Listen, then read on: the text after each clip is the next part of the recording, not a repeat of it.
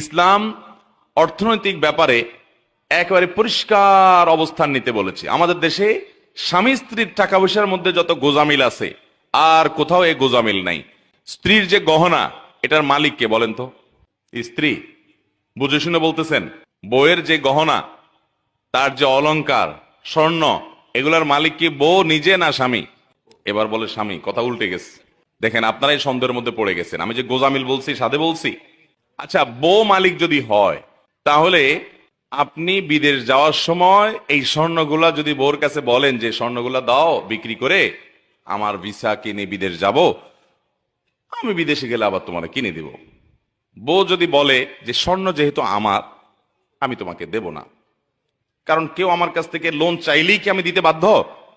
আমার বিশ্বাস হয় না তুমি আবার কবে চাকরি করে টাকা কামায় আমার দিতে পারবা কি পারবা না, সরি আমি তোমাকে দিলাম না। কি বলেন, এ অধিকার মহিলাদেরকে দেওয়া হয়? কোন ফ্যামিলিতে আছে এটা? কোন মহিলা যদি এটা বলে, ওই ঘরের ভাত কি তার কপালে আর জুটবে? কি বলেন? তাইলে মহিলা মালিক কেমনে হইলো? একটু আগে না বললেন মহিলা মালিক? তো মালিক হলে মালিকের এই দুরবস্থা থাকে?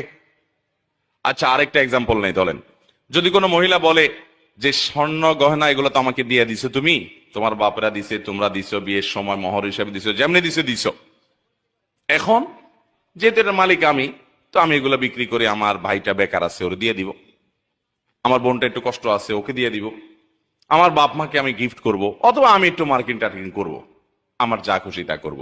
মহিলা যদি সব স্বর্ণগুলো নিয়ে স্বর্ণকারের দোকানে বিক্রি করে ফেলায়, কি বলেন, ওই সংসারে ভাত খাইতে পারবে? তাহলে সে মালিক কেমনে হইল বলেন তো? আচ্ছা, এবার আপনি বলবেন তাহলে ঠিক আছে হুজুর, তাহলে স্বামী মালিক। তাইলে আরেক ভেজাল হবে। স্বামী যদি মালিক হয়, তাহলে স্ত্রীকে যে মহারণা দিছে, এ মহারণা যদি তার মালিকানাই থাকে, মহারণা আদায় হয়েছে? বুঝেন নাই কথা? আপনি 5 ভরি 3 ভরি 2 ভরি স্বর্ণ দিলেন, কি বাবদ? মোহর বাবদ। মোহরটা এটা তো স্ত্রীর প্রাপ্য। আল্লাহ বলেছেন ওয়াতুন নিসা সাদাকাতিহিন্না নিহলা। মহিলাদেরকে এত ঠকান এদেশে ঠকানো হয়, পৃথিবীর অন্য কোনো দেশে আছি কিনা জানি না আমি।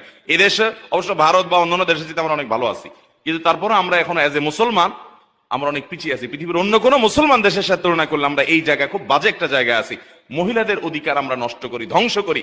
আল্লাহ বলেছেন ওয়াতুন নিসা সাদাকাতিহিন্না নিহলা, মহিলাদের মোহর এটা তাদের প্রাপ্য অধিকার, আদায় করে দাও।